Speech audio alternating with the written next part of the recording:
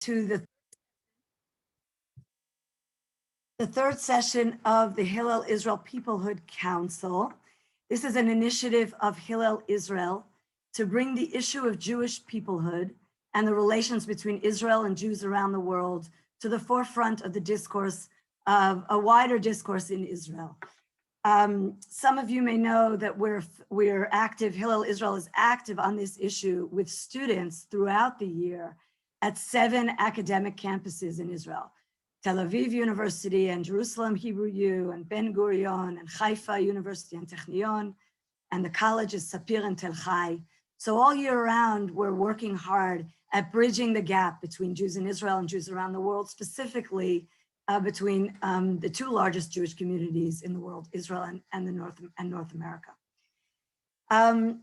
We chose this day, Tisha B'Av, as a day of reflection. As you know, it's a day of reflecting on ourselves and our relationships between individuals and among communities. And some of you may know the term for destruction of the temple in Hebrew is Chorban HaBayit. It's code word for temple, but it's just purely the word in Hebrew for bayit is just home. So it's really a moment to reflect and contemplate what's going on within our home. And our home is the place of family and extended family. And the Jewish communities around the world are our extended family. So it's a perfect time to kind of think about these relationships. And the perfect partner to do this with is with the Ruderman Family Foundation. Shira Ruderman, thank you so much in advance. We're going to introduce you in a moment, but thank you so much in advance to you and your staff, Liat, for your partnership in this event. It's very meaningful for us. This topic is something that we're working hard at making a change and repairing this relationship. And we'd love and looking forward to your insights and your thoughts for all of us on how to go about that. I'd like to invite first Dr. Yossi Bellam, the chairman of the board of Hillel Israel, and who is among his many, many accomplishments of his life and career. He's also the founder of Birthright, one of the mainstays of this, maintaining this relationship between Israel and Jews around the world, specifically the United States, and a person who cares deeply about this issue and has been instrumental in strengthening it over the years. So I'd like to invite Dr. Yossi Bellam to introduce our speaker today. Thank you very much, Shira. I'm glad to have you here, Shira. For me, you know, you became an icon in the last years. You are so much identified with the issue of Israeli Jews and American Jews, the relations between them, the problems between them, the common denominator, and what can we do in order to assure the Jewish continuity. It becomes very difficult. We're speaking about the majority of non-practicing Jews on both sides. And for them, it is something new. I mean, it is only 250 years in which you have such kind of Jews, and somehow they became the majority. So for the practicing Jews, it is easier to think about Jewish continuity in an optimistic way. Some of them believe that the others are not exactly Jews. And if they don't want to play this game and continue to practice the religion, then maybe we can give up on them. And that is a privilege that we cannot afford, in your view and in our view. But the challenge of the younger generation, the semi-practicing, the non-practicing Jews, is a huge one. To actually define the real target, the real means to get to the target of Jewish continuity, taking into account that Jewish continuity is something that we don't have to explain. I mean, those who believe that it is not important, okay, I'm sad to hear what they say, but I cannot fight them because I don't have an explanation which is logical and rational and convincing, rather than this is our family, this is our extended family, and we want it to remain and to succeed and to be strong, and that its members will know each other and like each other and see each other as brothers and as cousins and not as strangers. And what is happening right now between the two major parts of the Jewish people, the part which is there in the United States and the one which is here in Israel, the gap which is widening is, at least for people like us, a real threat. And we are trying to understand and to suggest ideas. How can we bridge this gap? And really, when I'm following your activities, I admire these activities. I admire the ingenuity and the fact that you are thinking about it all the time. And I think that we have to invent ourselves every day in this field, because otherwise, if things are business as usual, we may find a situation which is very difficult for people like us to accept. So it cannot be business as usual. It must be something else. And I thank you very much for accepting the invitation to speak with us today, to share with us your views as somebody who was born in Israel, who knows Israel so well, and lives now in the United States, and knows the American Jewry so well. There are not too many people like you, not only that you are here and there, but also that you are worried about the common denominator. And this is why you are unique. This is why we want your thoughts. We want to share with you our thoughts. And I'm sure that we will all enjoy very much your words and your participation in this event. So thank you very much for being here. And I believe that the floor is yours. Thank you. I'll just say that I'm really honored to be here. I'm looking at the screen and I see a lot of old good friends, and very humbled to take this moment during Sunday morning in afternoon in Israel, during a fast day in Tisha B'Av, which requires reflection, to have the opportunity to do this reflection with all of you. So I'm really honored, and I hope I can stand up to your expectations in this conversation. Toda rabba, Shira. It's wonderful to have you, Shira. I'd like to start actually by asking you, the relationship between Israel and Jews of North America. There are lots of words that we use to describe it. I've heard words like a rift and a distancing, and I've heard rupture, and I've heard crisis, and I also hear apathy, and I hear hostility, and there are lots of words like that. I'm curious how you look at it, and obviously it's really hard to generalize, and there are all sorts of pockets, and American Jews are certainly not all alike, but I'd like to know kind of how do you describe the relationship between Israel and North American Jews? I would say that it's a changing relationship. You know, all the words that you gave as an example probably are right to a certain situation in a certain moment, but I'm an optimist, and I believe that the Jewish people know to overcome challenges. And we do have challenges. We have times of major disagreements. We have challenges that we do not speak the same language. And I don't refer to either English or Hebrew. I'm talking in terms of common values, common understanding. I think one of our major challenges became knowledge.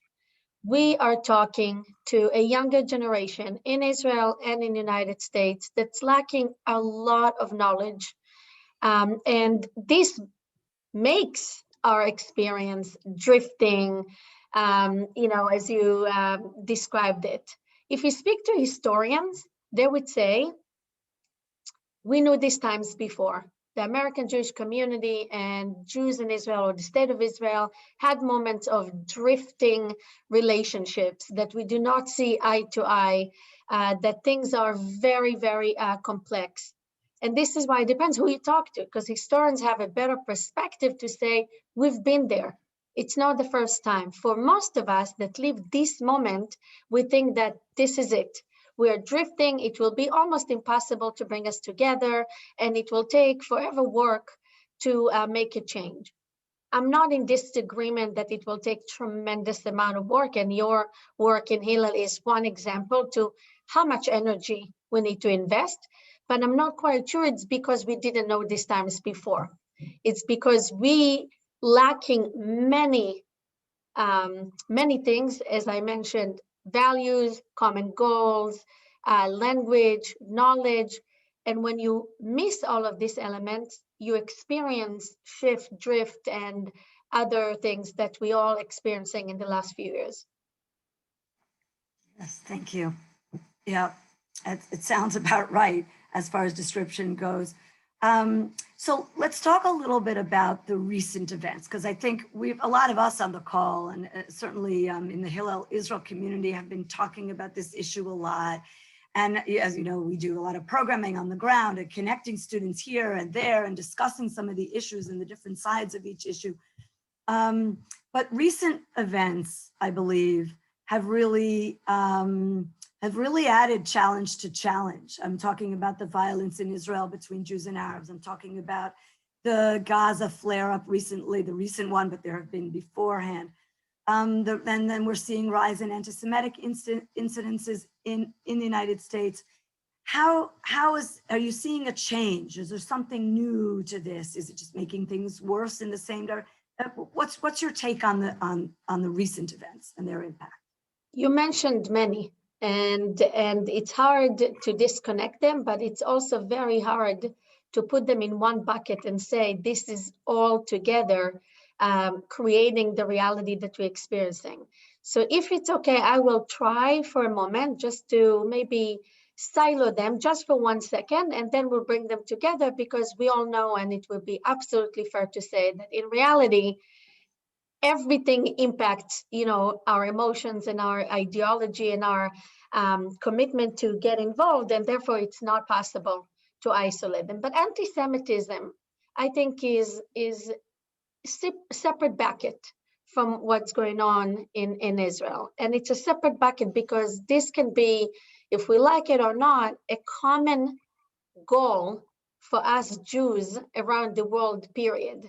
Because you do not need to be a Jewish person that lives in the United States or in Israel to understand that anti-Semitism is against Judaism. And therefore, we are all in it together. And if anti-Semitism would not be a good enough common goal to get us together, I think we have a problem. It means that Jews are not feeling enough for each other to think that anti-Semitism is against them, even though that it did not happen in their community. So I would like to separate that and say that anti-Semitism is, in my mind and through my knowledge, and I was on the board of ADL for many years in Israel, this is not a new issue. It's not going to go anywhere, even in good days, meaning a few years ago, we did not really speak about anti-Semitism, and look where we are after COVID, and anti-Semitism is rising. Like, we are experiencing days that I don't think most American Jewry does not even remember. I live in a community that a week ago, a rabbi was stabbed here in the streets in Brighton, which is on the border with Boston and Brookline, very Jewish area. I have to be honest to say that, for the 20-something years that I know American Jewry and my local Jewish community, no one ever thought that this can happen here or experience something like that. And I would say, if you study anti-Semitism, you'll understand that this can happen everywhere, anytime. So this is one bucket. The other buckets that you mentioned, which, the drifting and the tension and the situation within the Israeli society, I think that it is a very disturbing, but in a good way. It makes us, when I say a good way, I'll explain everything I mean. For philanthropists, for funders, for the Jewish organizations, this is a wake-up call. This is a moment of something is happening in our country. We need to dig in. All the work that was done for the last 10, 15 years by so many dedicated professionals, funders, it was a wake-up call because it felt like all of the work we're doing and something deeply inside did not change if we could experience such a violent tension and a lot of sort of hate on the ground. The only thing I would say in response to it, I think we forgot what happened in the United States just a few months ago. Maybe not just in the American Jewish community, but in the American society. We all experienced something similar with the African American community, with the Black Lives Matter on the streets, with the very violent tension, meaning that all societies we see now in the world, while we're talking Lebanon, Cuba, Argentina, so many countries experiencing. So it is hard for me to say Israel is unique situation. I can say that Israel is our common problem. It's our common goal. It's our common homeland. There is no other homeland for the Jewish people. So we all have to say some things like that should not ever happen.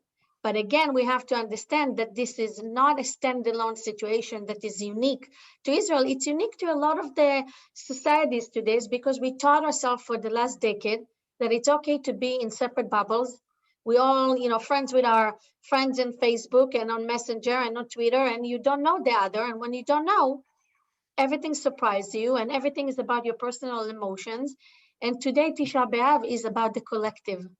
And the collective is the story that we all need to speak about, not because the individual experience is not important, because individual experience cannot create alone a collective story.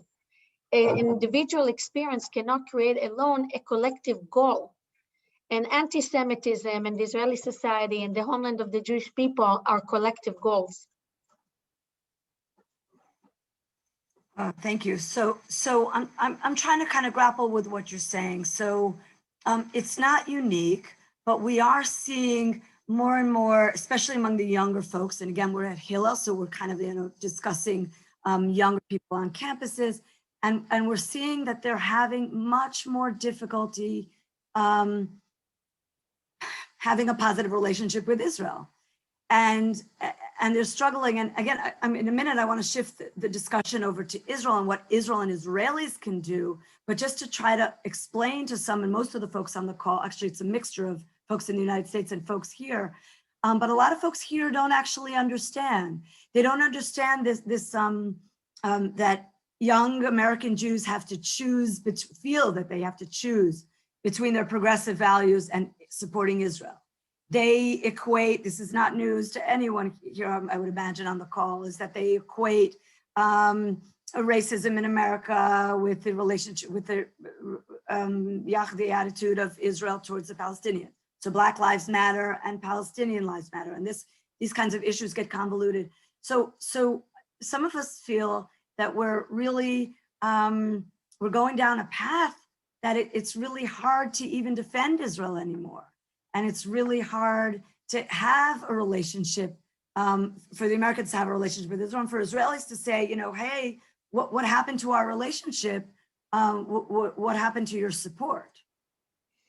You're absolutely right. I think, I'm raising 4 kids in the United States, and I feel the challenge and the concern that you described. And I understand how much work we have to do. And there is no one solution, unfortunately. I wish I could tell you, like many experts that you probably came across, there is no one action we can do. And this is why the partnership between Jewish organizations is crucial, because none of us and no one can do it alone. And on campus, I think the challenge is even more complex, because you have so many Jewish organizations and each one of them stands for one important thing. And we have to maybe, as Yossi said that in the beginning, I want to challenge us all. And I think Hillel is probably the leading voice on most of these things to say, we have to look at this challenge differently. We have to look at the campuses differently. I am among those, and I hope I'm not going to get many of us either disappointed or upset. I think we need to merge powers. I think we are at the time that we let the definitions be the reason why not to do things together. I think right, and you think red, and I think, and I have to say, it is so meaningless and not important. We are losing time, and we are losing our younger generation. Once we have less choices for them, meaning if you go to the campus today and you have 20 different Jewish organizations, you are so confused, you need to choose, you don't understand what's the difference between them, and we are diluting the impact that we need to have on young adults today in campus. So first I would say, let's look at the problem differently. Let's be creative by understanding that it's not about the organization, it's about the end result of engagement. Engagement these days is tough because the competition is big, the commitment is so low. A young adult, and especially Jewish young adult, can give us very little commitment for much, much investment that we are going to put in them. And we have to say that out loud. This is part of the problem. We have to change the criteria and the understanding of how we work in order to win the attention and the engagement. Challenge number 2 that you mentioned is the mix in definitions. Today in American Jewish community, there is a major change. We constantly talk about Israel and we constantly talk about political issues, but we also have to look into the American Jewish community. The American Jewish community is changing, not less than the state of Israel. Okay, really not less. Israel became a paralyzed issue in American Jewry, which we should not ever allow it under any political circumstances here in the United States and in the state of Israel. The President of the United States and the Prime Minister of Israel should not be a reason for any Jew and any Israeli to allow ourselves to say, we can criticize Israel, therefore we're not going to support Israel, or I disagree. This is not the conversation. It is okay, and we should allow our younger generation, and I say my kids included, I have 4 teenagers, to criticize, to give their opinion, to disagree, but we are one people. And on one people, you have to understand that legacy, our history would not change because the younger generation does not want to agree with us. The future will be impacted by the younger generation not being involved and part of the story. So this is why, understanding that we have to embrace criticism, although it's very difficult. I'm not lying to you. When my kids criticize me or issues that, are core to my identity, it makes me, be in tears and upset. But in the same time, I am being very clear with them that certain things are not a choice.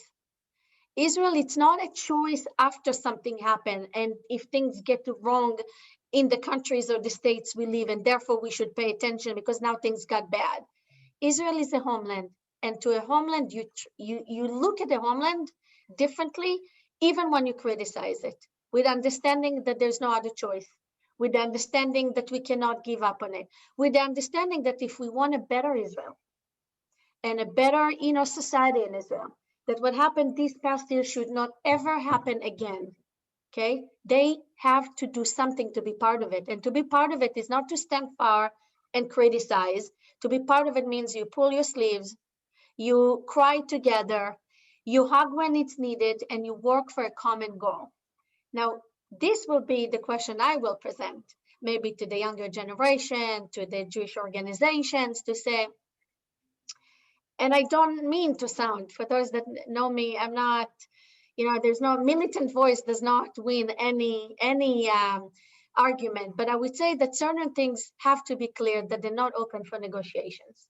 And what's not open is to compromise on the state of Israel is not open for negotiation. This is our home. It doesn't go anywhere. We're in it together. Now, having us understanding that, now we can ask all of the Jewish organization, the younger generation, do we know what are we fighting for? Do we know what do we stand up for? If you look at what happened today, this morning in the Kotel, for me, I have to say, it's a symptom. It's not the problem.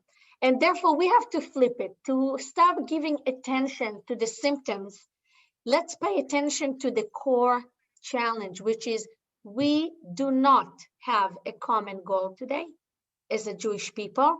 Therefore, we allow every challenge that is between us to be the center of the tension. The Kotel is definitely among them.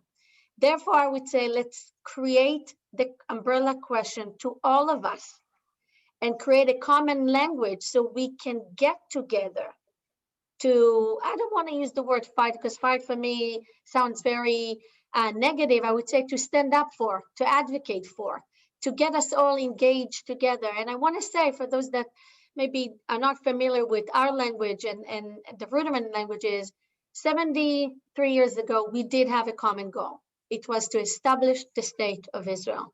And because we had a common goal, we were willing to put all of the disagreements which were there. We would never thought one way as Jewish people. The disagreement about the religion streams, about the ideology of how the state of Israel should look like was always there. For those that read books, the literature, know the history, know it. But we all understood we had a bigger goal above us. Today, we're talking about reality of a flourishing reality. The American Jewish community is the most flourishing Jewish community that the Jewish people ever knew in any country. The state of Israel is a strong, flourishing country, and I'm not referring to any political instability. I'm talking as a country, okay? Because I think we all know that reality is being very challenging for all of us in the last few years. But when you have two flourishing so-called communities, and I do not like to refer to the state of Israel as a community, we are a country, and as a country, we have dynamics and challenges that no other Jewish community has.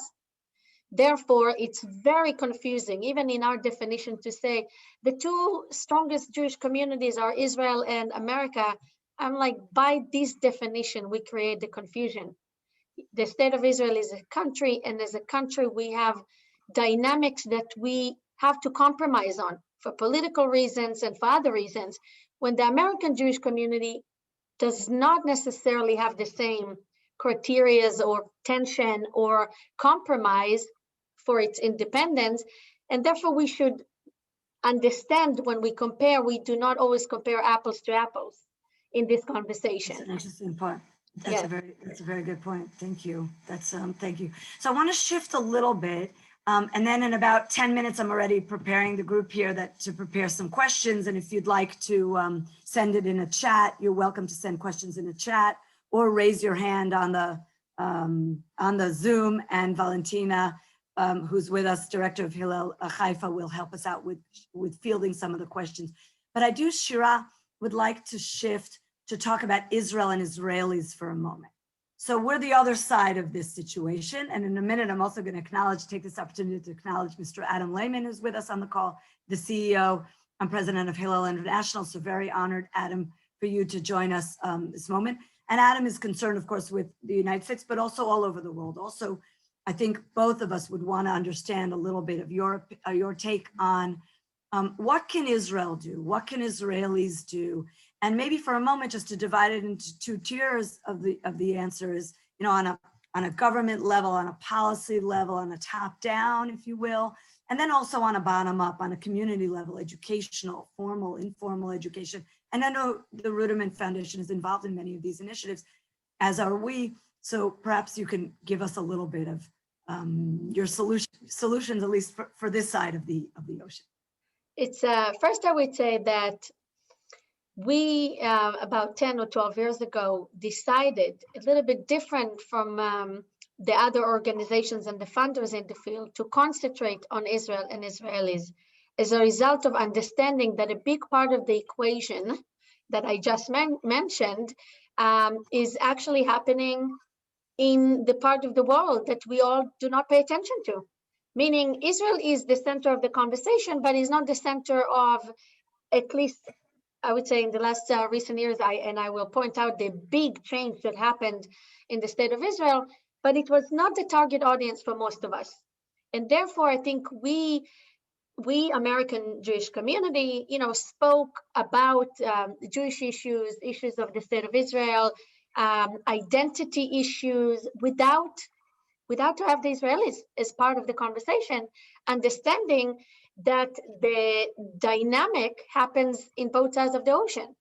So we actually said the opposite about 10 or 12 years ago. We said, we're going to concentrate in Israel, in Israelis. Everything will be in Hebrew.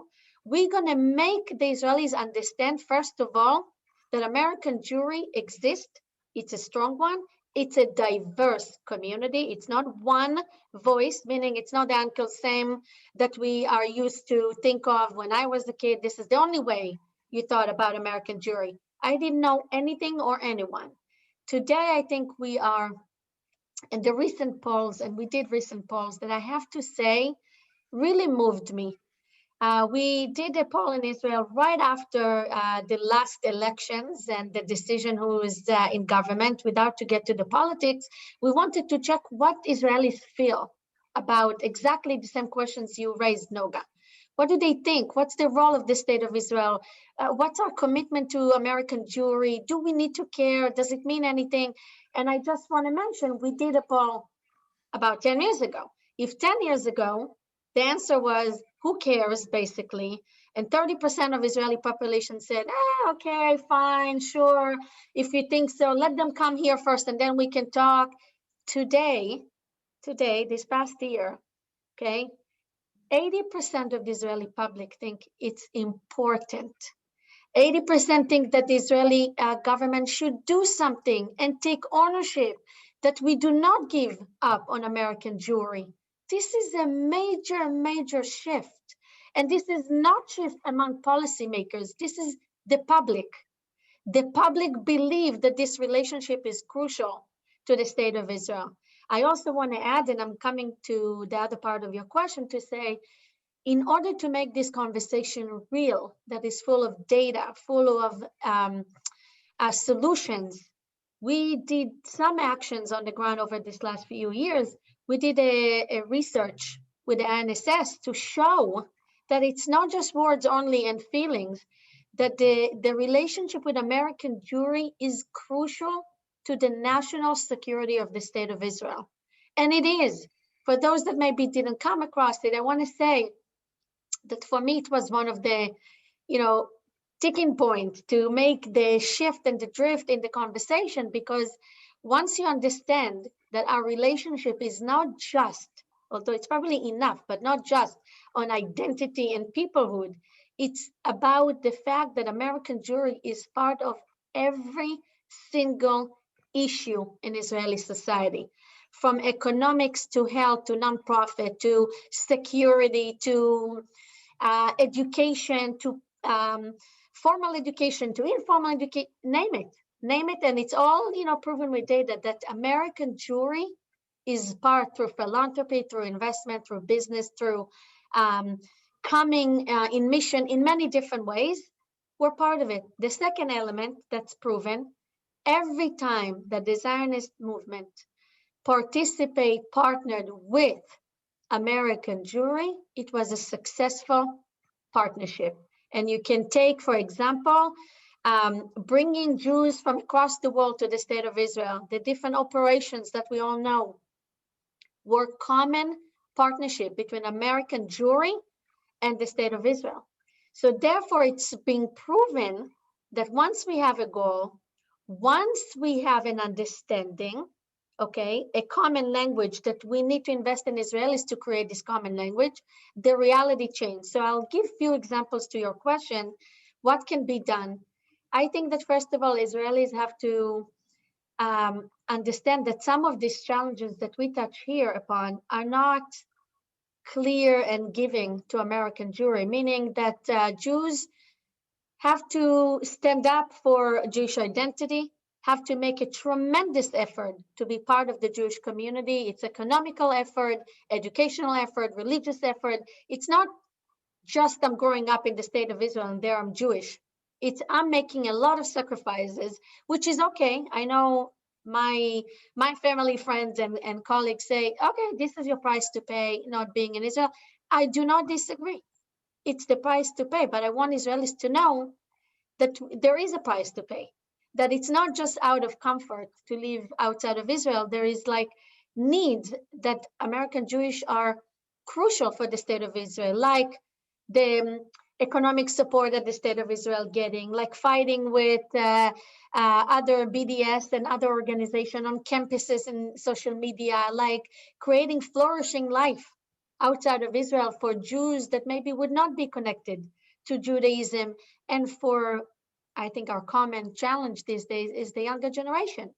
What can be done with the younger generation? So some of the things can be done are, of course, things like birthright, but I also think things that are local.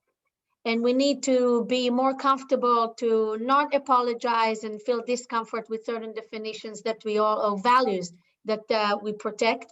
I think progressive values and Jewish values go hand to hand.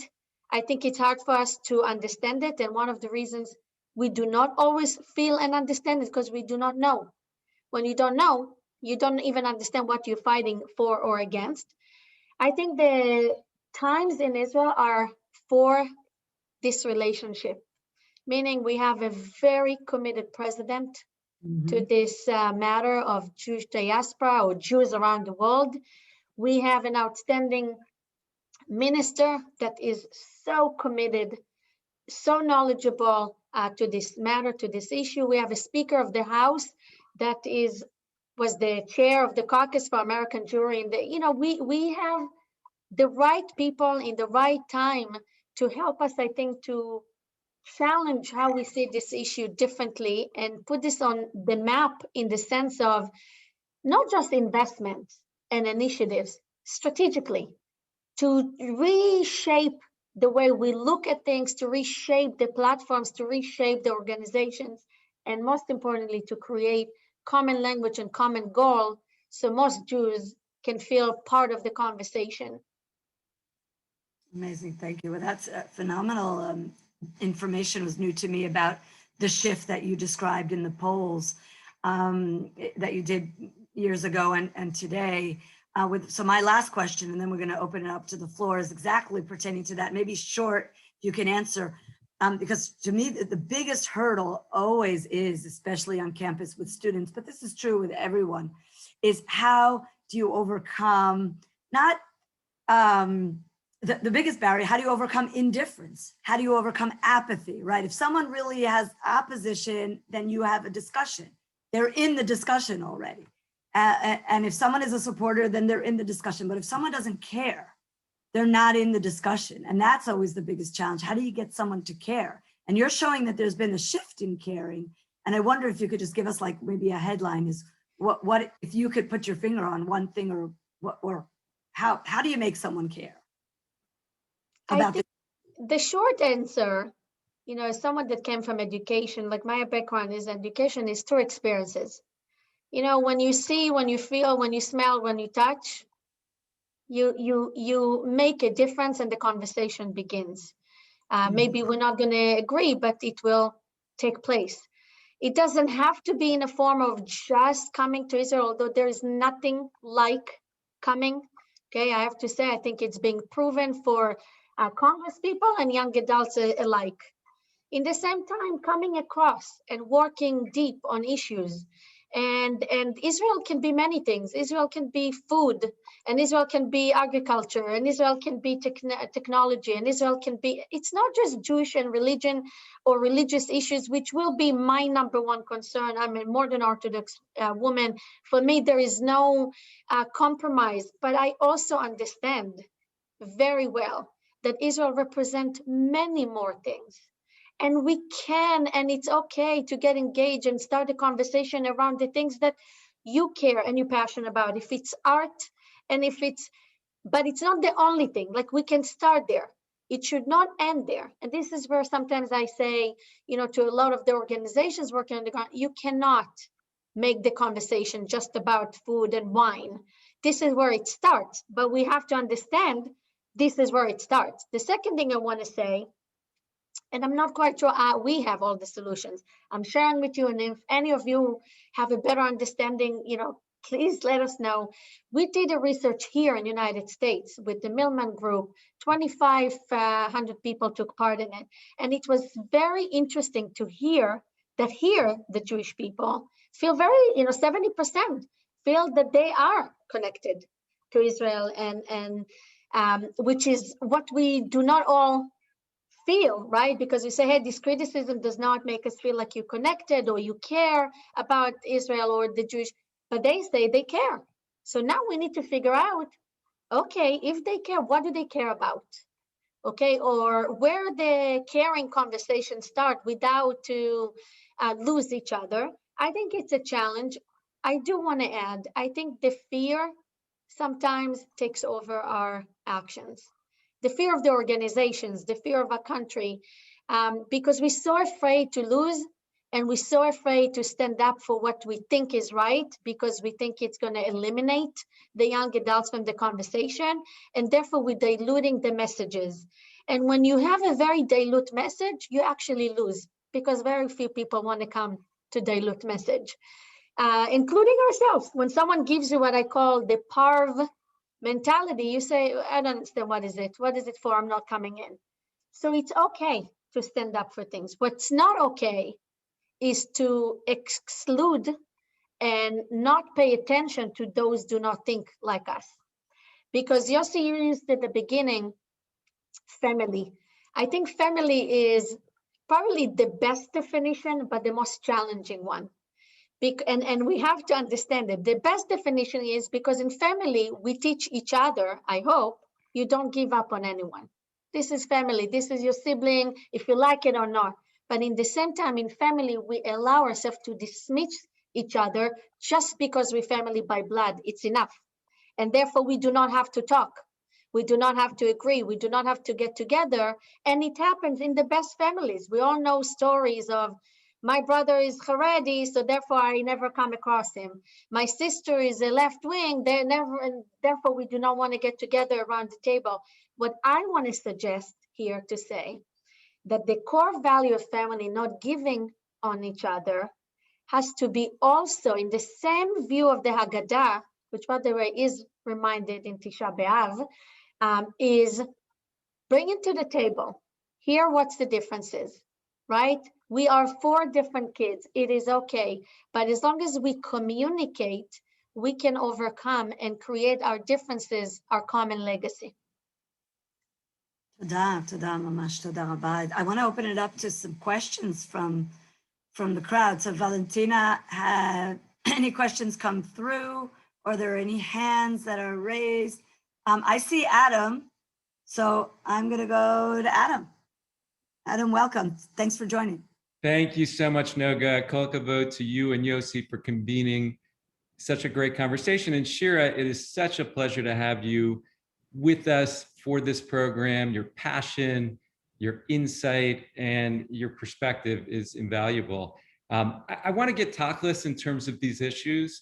As you may know, in this past year, Noga and her team really did significant work building bridges between Hillel Israel communities and Hillels in North America. This is one of those pandemic silver linings where with Zoom, we were able to convene dozens of encounters, and those relationships go a long way. At the same time, as we look at these challenges, Shira, what are the other practical steps you would suggest that Hillel take as an institution, as a movement, to whether it's building bridges within campus communities? I really took to heart your point about the challenge on any individual campus with so many different Jewish outlets, or between Jewish communities in the diaspora, in North America, and in Israel. First, thank you, Adam, and it is great to see you too. I think that working in stronger, it's beyond bridges, like, stronger partnerships. stronger initiatives together. I think this is one of the changes I would make on the campuses. I think that the students are very confused what to choose, who to work with, how to make it work if there are so many. This will be a strong statement. I would even say potentially, and I hope I'm not making anyone too nervous, like I would consider merging few organizations under Hillel or together with Hillel to find creative ways. I think, you know, if one thing the business world taught us, and definitely COVID taught us, that creativity and flexibility can work in many interesting ways. So I would say I would explore that, seriously explore it, because if more diverse voices will be under one organizations, the students will understand that it's possible, that you don't have to be so protective of, you know, one small message, that actually, you know, the umbrella and the tent is wide enough to be under. And I think Hillel is definitely the organization I would choose to lead such changes, because of your presence on the ground, because of the fact that you are, you know, the most historical organizations on campuses. And by that, we can show great examples to the young adults that, you know, coming together, despite and regardless some of the changes between us, is possible. Thank you so much. Just would love to say something. Hi. כן, שלום, בבקשה. Hi. Are you talking in okay? Or you have somebody else who's going to speak? Are you calling on me? Go ahead, Diane. Tell us Okay. your... Yeah. Adam, I am so happy that you are here, and we've had discussions, and Noga and I and a few people that have been very, very supportive of the Hillels in Israel. I would like to know how much goes on in each individual Hillel across the country. How involved are our directors?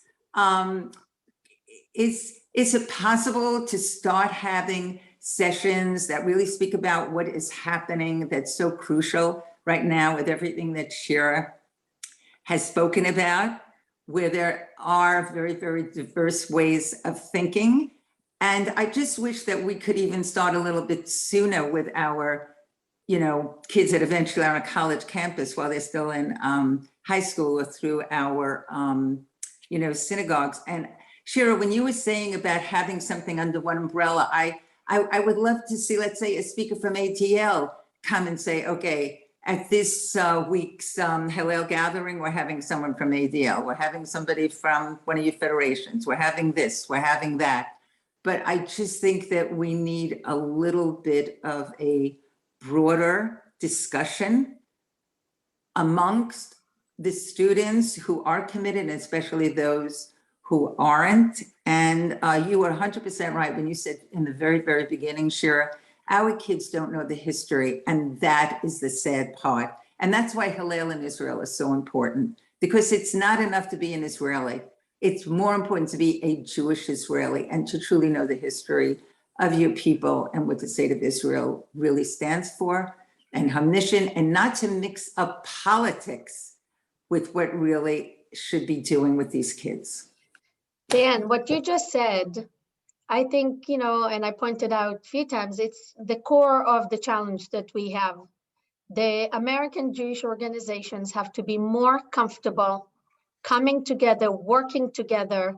And I think we all understand the challenge. You know, everyone is competing for funds. Everyone wants to protect their data. I understand it. I am a big believer of solutions. I know it's possible to solve it if we are creative. And I also think, to Noga's point, this is where actually you bring the grassroots and the policy together.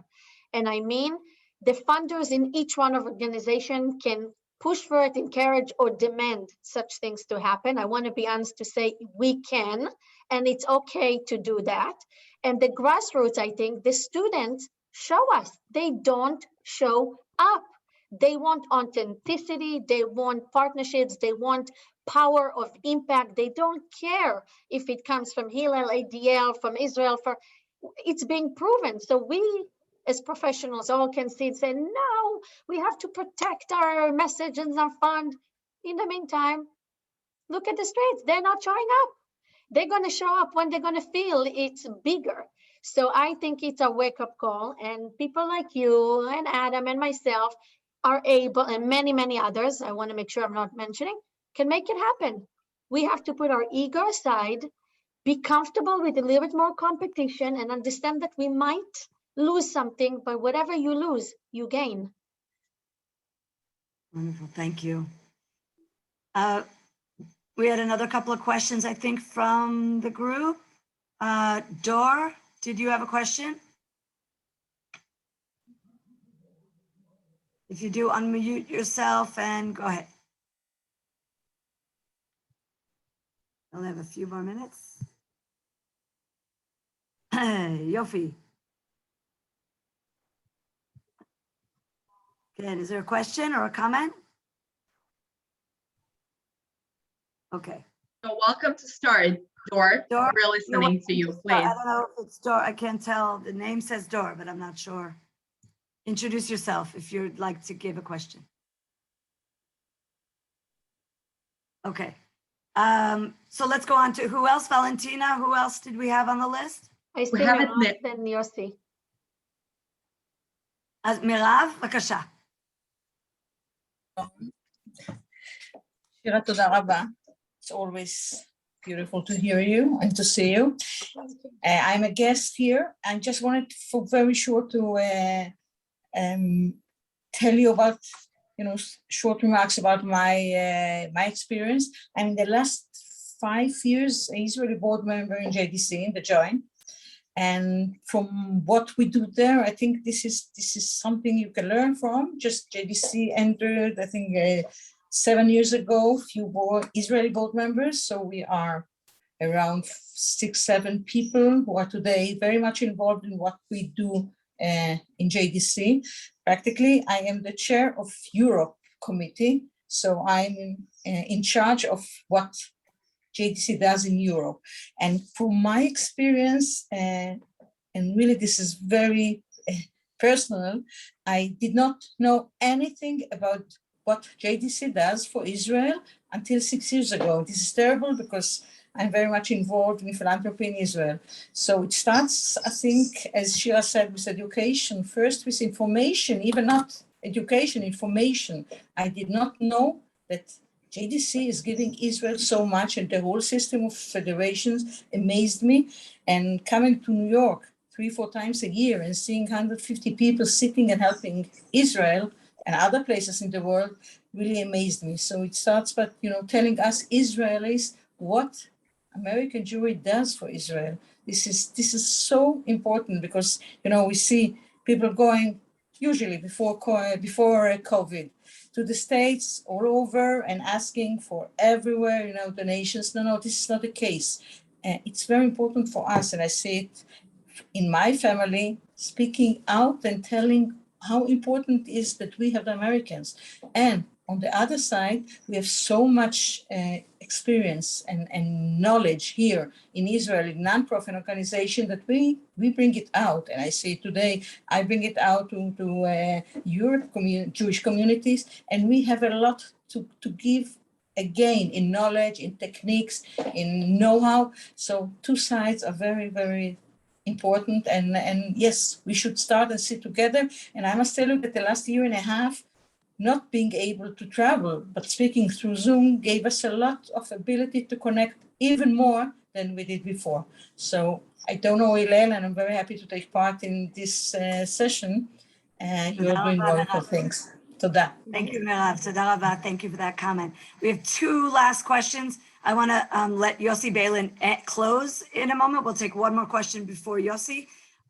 Yoni, I believe you had a question or a quick comment. Let's try to keep it quick and try to end by exactly on the hour. And I would still give it over to Yossi for the last. Yes, thank you, Noga. And this is a question and food for thought. But from my experience, I worry that there's a generational shift, that the way that the generation that saw the birth of Israel, and even the next 30, 40, 50 years, that talking about how to connect to the Jewish community around the world with Israel was sufficient. And I worry that one of the reasons that we're losing or the conversation has shifted for the younger generation is because Israel isn't the same. It isn't this miracle. It isn't the underdog. And I think that what I've seen has become more compelling for this generation is thinking not just about connecting to Israel as a proper noun, as a single thing, but thinking about connecting to Israelis. And I think that that can be and maybe should be a compelling hook. You know, we see it with the Mifgash at Birthright. We see it in a number of ways that connecting people to Israeli people allows for the diversity of opinions that we expect to see in a population, but within the bounds of a connection to a place, and without, and sort of puts out of bounds the things that kind of question Israel's place in the world. Absolutely. I'll just say on that note, we're thinking along the same lines. When Hillel International, it was wonderful that they came out last year with a curriculum on Jewish pluralism in Israel. And the first thing we did was, of course, let's include Israelis in this discussion. And it was a perfect platform for all of us to learn from one another. It's exactly, I think, what Yoni's saying, and by the way, in any realm, but the world, to learn about Jewish pluralism, Israelis need to learn about this, be kind of in tune to these issues, as well as Americans are doing it in dialogue. I think we have so much to learn from one another, especially about pluralism. And I'll be curious to know maybe a last word on that from Shira. I would say first, you're right. I mean, your concern is on spot, and I think we all try to show that Israel is not just about the conflict. There are much more and many more things in Israel. And the other thing that I always say, and I'm very careful because I know that most of us will not necessarily see it as a positive thing, but I do think the American jury also has to look inside itself a little bit and not always look at Israel and criticize Israel, because the changes are happening here. I live in a community, and I can tell you how many opportunities I have to come across, if it's not me as an individual doing, as a community, between the different dominations here. Never. The Orthodox community does not sit with the Reform community, also in America, in different communities, not just in the state of Israel. So what I'm trying to say is that if we stop looking at the lenses in Israel like it's a critical lenses, you guys don't do, and we're more looking at what we are going through, we'll see that actually the challenges in Israel are not that different from the challenges in the American Jewish community. Republican kid does not come across a Democrat kid in any setting, in any given conversation. So we have much more in common in the sense of how we operate, but we do not look at that the same way. And to complete that, to say that, yes, if you look at Israel from different passion lenses, you'll find that there's a common way to come together. And I said at the beginning, it can be food, wine, art, and not just conflict and pluralism. I actually think the pluralism and the conflict are two core issues for tension and the differences between us. And I would say, let's maybe put them in different order, in order to get to know each other, to come across, to be able to solve together these two big issues, which are complex and not just on the value, they are on the principle, how to make it work, are very complicated issues. Thank you, Shira. Dr. Yossi Bellam, maybe a last question or last thought. Thank you, Noga. It's half a question and half a remark. It is wonderful to listen to you. And it is mainly, Shira, because it is always a kind of a mixture of ideas and practical activities. I mean, for example, the Haifa University second MA of American Jewry, which is the unique one. I mean, you don't have anything like that in Israel. And when somebody tells me that he or she are graduates of of the Haifa University Jewish American Studies, I already know what are we speaking about. I mean, usually I'm trying to understand, I mean, do you know something about the American Jewish Committee? I mean, do you know something about anti-Semitism in the United States? Do you know something about Brandeis? Okay, they know. They are not thousands of people, but I'm not sure that we need ones. I mean, we are speaking here about grassroots, about bottom up, and about top down. Bottom up, for example, the TV series that you are behind on the American Jews. Between us, if nobody listens to us, I'm not enthusiastic about it. But on the other hand, I'm saying to myself, thanks heaven that it is there. Because people who are not too much knowledgeable about American Jewry, like the guy himself, actually, who is surprised by everything that he sees because everything is for him for the first time. And we say to ourselves, okay, my dear, I mean, we have seen this.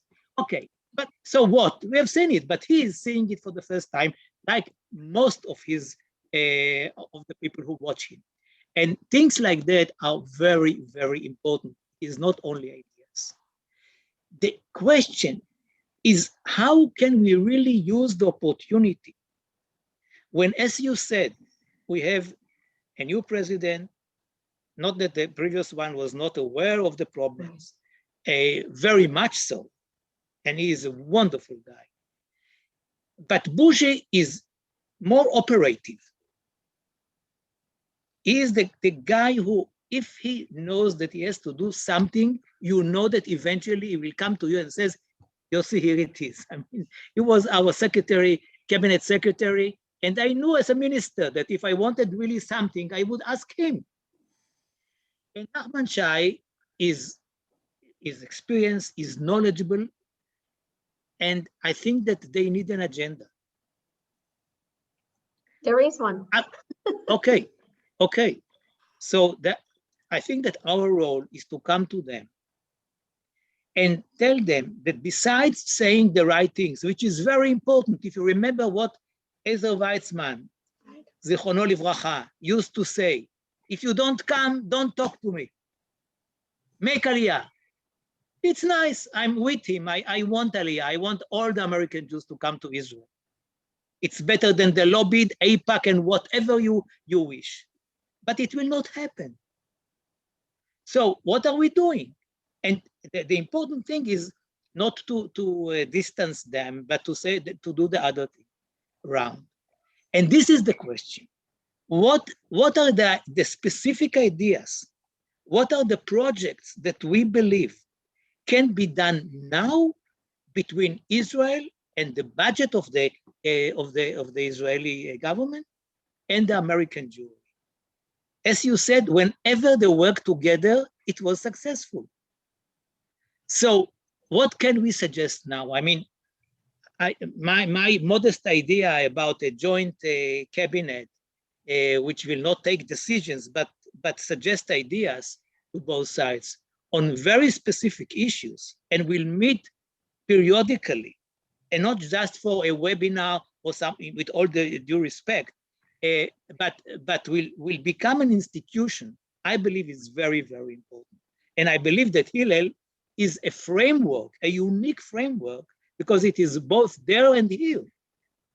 And if we have a cabinet of students, it might be the nucleus for a cabinet of another group of people on both sides. But something like this, if it is supported by both sides, by the Israeli government and by the American leadership, whatever it means, may be a success. And we have to break our heads immediately now about the agenda that we can suggest to them. You meet them, I meet them, Adam meets them, Noga meets them. I mean, the people around here, and I don't know everybody, meet them and will meet them frequently. But it is not enough. The question is, what are we going to suggest to them? I think you're right. I think that first of all, the idea of a joint student cabinet, I think, and we spoke about it in the past, I think it's a good idea. I think in order for that to be successful, we need to make Hillel a little bit more central on the campuses in terms of the other organizations, because the impact is the key to succeed here. Meaning, if I was the minister, I would say, okay, so if I do it with Hillel, just the Hillel student will come, and then what do I do with others? So to save this challenge, I would prepare already the platform and the model to be beyond one organization, and it can be led by Hillel for sure. I think it's smart. Everyone wants to get to the young adults. You know it as much as I do. Every single meeting starts and ends. How do we get them? What do we do with the unaffiliated? You know what I always say? If you have good product, people will come. It's like any product that you sell, any restaurant that you go. I think that we many times create not the best products, and therefore many do not come. And it's not comfortable to say because we all invest time and money, but we have to look at things in the mirror and say sometimes they're not the best. And therefore, when it's not the best, less people will come. And I think it's a great idea. And in order for all of us to go and support one idea, you're right, we need one clear agenda that quite a few American Jewish organizations or funders or philanthropists can stand behind and not dilute initiatives by starting competition. It's important. Competition is not needed all the time. I know it's against the free market world, and I see some people that are, very busy in the business world here. In the nonprofit, I don't always think we need a competition. The competition is, a key sometimes to dilute our impact, and we need to bring more things together so the scale will be meaningful for the young adults to feel that they're part of something bigger than them. And it's important. I know I'm a minority voice because everyone wants to have a competition. It's much better and easier, and it's fun. And I disagree. I think the competition actually harms us in this particular case.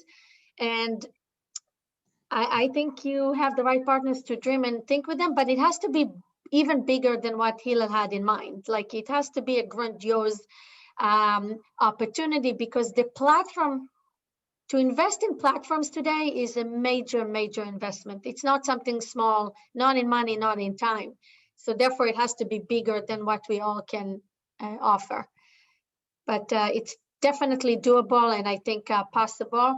The other items on the agenda, if it's okay with you, I'll share with you in other opportunities. I can't do that right now, but I can say that there is a thought about it, and one of the key ways to succeed, it's not to do it one time. Meaning, many times we have like one big gathering, one big conference, one time does not create a change. One time creates, just a splash. So we need a systematic change that will, be connected in actions in order to create this magnitude of change that we all want to see on the ground. Toda rabah. Thank you, Shira. I think we're going to leave it here. We've already gone a little bit over time, I guess, because this is a topic that we all care so deeply about, and we all want to kind of just hear more and more. But really, I want to thank you so much, your insights and your perspective, and you being a leader in this field that so many of us here on the call and beyond it care so deeply about. I always say, for me, it's not only a professional task. This is a personal. I have family on this side of the ocean and family on that side of the ocean, and this is it's a personal, personally important, and of course radiates out to be an important issue for the Jewish people in that way for so many of us. So thank you again, and thank you to Liat and to everyone for their support in making this happen, and a wonderful partnership between Hillel Israel and the Ruderman Family Foundation. And Ken Yirbu, may there be many more. Amen. Thank you for having me. Thank you for being here. And as you said, thank you to your team and to you and to our staff. Liat is on the call. I want to wish you all, for those that fasting or not, a meaningful Tisha B'Av and an easy fast. And I hope for more opportunities and greater impact together for all of us. Amen. May sinat chinam le'ahavat chinam. Thank you. להתראות לכולם. Take care. Thank you, everyone. Noga. Thank you, Shira. Thank you, Yossi. Okay, bye-bye. Thank you so much to everyone for joining.